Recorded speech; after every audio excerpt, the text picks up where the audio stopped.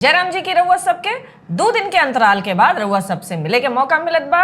इधर सब कुशल मंगल लहालोट एकदम, और आशा बा उधर भी आप सब भी कुशल मंगल होई हैं।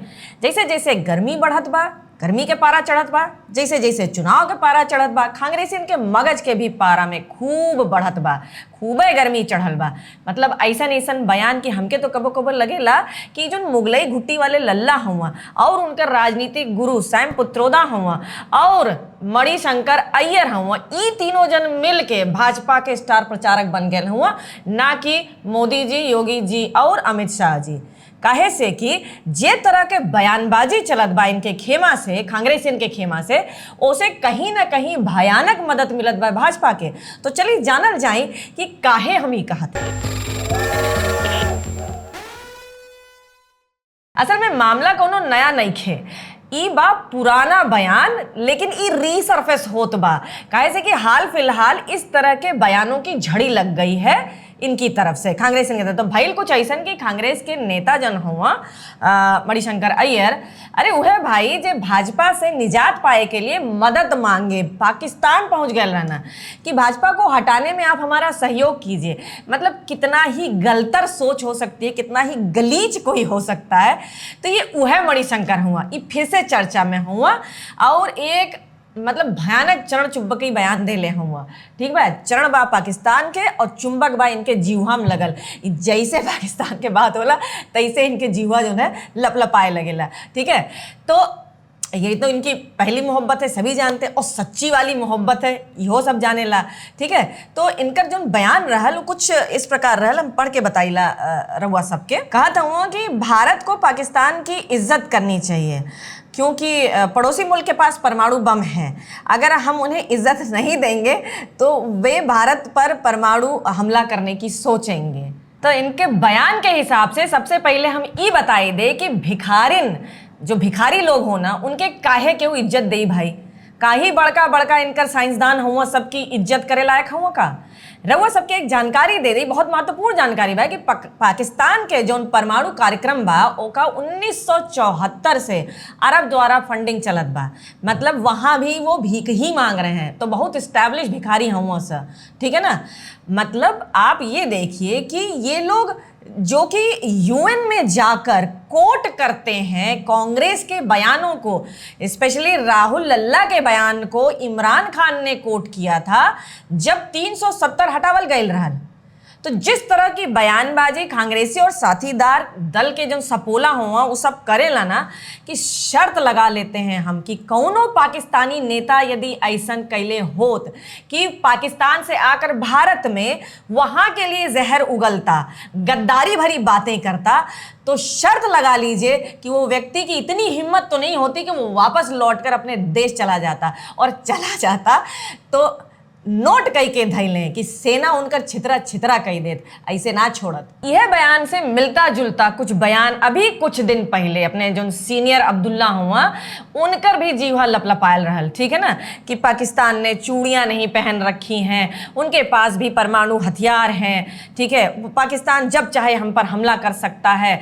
तो हमको तो कभी कभी लगता है कि पाकिस्तान को तो मालूम नहीं कि उसने चूड़ियां पहनी है कि नहीं, पर सीनियर अब्दुल्ला ने जरूर चूड़ियां पहनी हुई हैं और गुलामी की गोलियां भी खाकर बैठे हुए हैं। मतलब ऐसा का कसीदा गढ़त हुआ भाई।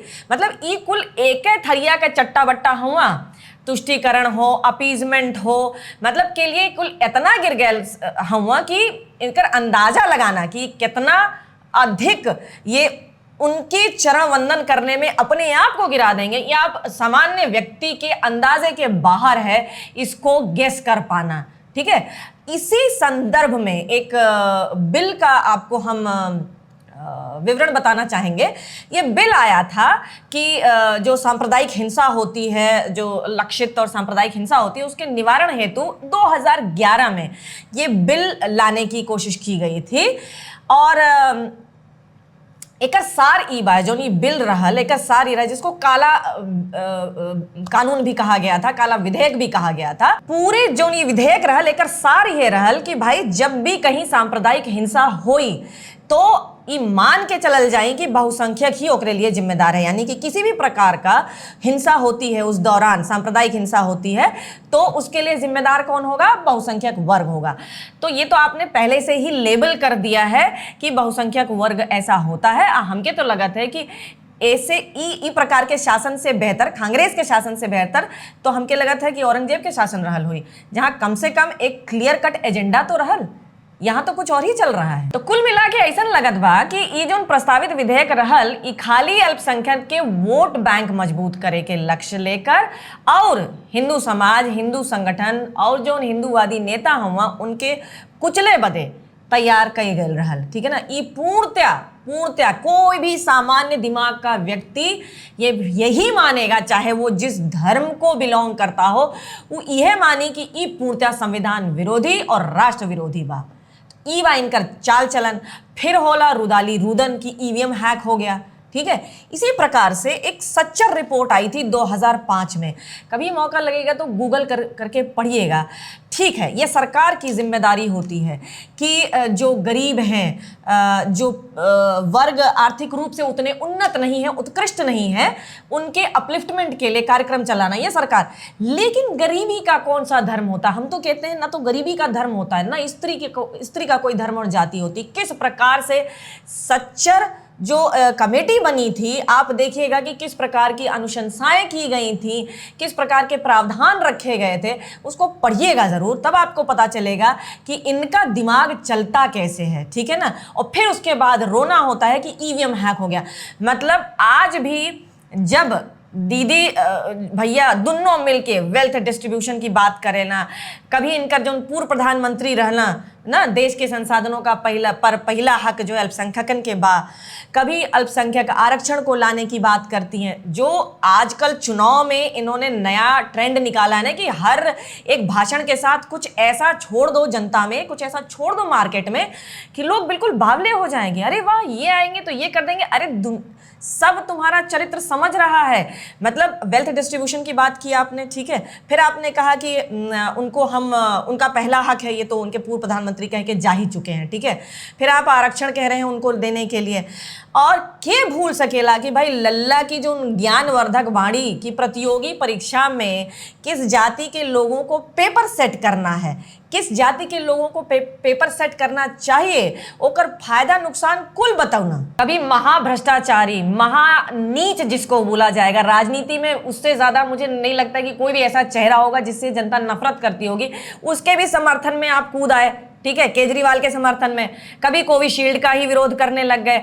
खाली भ्रम फैलाना, जातिवाद का जहर बोना कि हम देखेंगे कौन सी जाति, उसकी संख्या कितनी है, उसके पास संसाधन कितने हैं, ये जातिगत जनगणना होगी, ये क्या जाति का जहर नहीं है।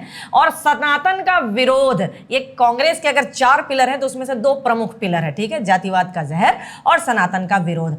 और सबसे मजबूत स्तंभ बा जो इनकर तुष्टीकरण वाला बा, और ओहू से तनी कमजोर ना बा भ्रष्टाचार वाला। हर भ्रष्टाचार अपने खुद के, वो जो कहते हैं ना कि 10 उंगलियां डूबी हुई हैं उसमें और सर भी डूबा हुआ है, और जो ऐसे हैं उनको समर्थन भी।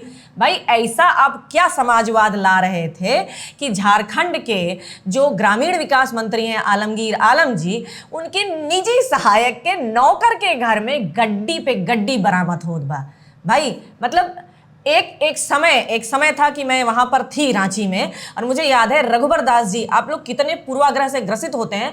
रघुबर दास जी का शासनकाल था। एक छोटी सी घटना थी, नवरात्र के दौरान किसी ने, डोरंडा एक मार्केट है वहां पर, वहां के प्रमुख देवी मंदिर के बाहर किसी ने मीट का टुकड़ा डाल दिया था। वो कोई भी अराजक तत्व हो सकता है, मैं ये नहीं कह रही हूँ कि किसी वर्ग विशेष ने किया, लेकिन दंगा भड़क गया था। और मेरे पास जब कॉल आई कि आके बच्चों को लेकर जाइए स्कूल से, तो मेरे घर से निकलने पर अच्छा खासा दूरी पर है, जगह जगह पर मुझे दिखाई पड़ा कि लोगों की भीड़ है, हुजूम चल रहा है, जगह जगह पर मुझे टायर जलते दिखाए गए।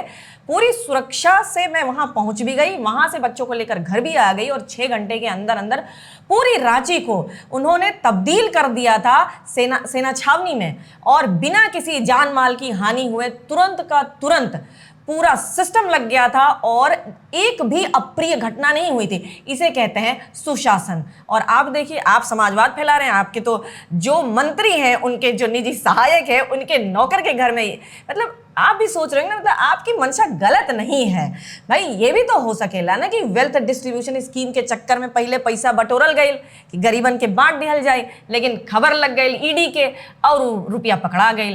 तो आपकी जो मंशा है उस पर लोगों को बिल्कुल भी ऐसा नहीं है कि भरोसा नहीं है, हम सब समझते हैं। बाकी इनका ज्यादा लोड लेवे के जरूरत नहीं है, खाली चुनाव भर के बात बा, ओकरे बाद एकदम सन्नाटा इनके खेमा में पसर जाए। और रउआ सबसे एक और महत्वपूर्ण बात शेयर करे के बा कि सत्तू चाची अपने आप के इनरोल कैले हैं एक प्रोफेशनल कोर्स में, काहे से कि पढ़ेंगी सत्तू चाची तभी तो बढ़ेंगी सत्तू चाची, ठीक है। तो ओकरे तैयारी के लिए पढ़ाई बदे थोड़ा समय चाहिए। 18 तारीख के प्रैक्टिकल के डेट बा, तो तब तक के लिए रउआ सबके समक्ष उपस्थित ना हो पाई तो मिस करिए रउआ सब। I will miss you too. जय राम जी की, जय हिंद की, जय अखंड भारत की। अखंड भारत भूलेंगे नहीं।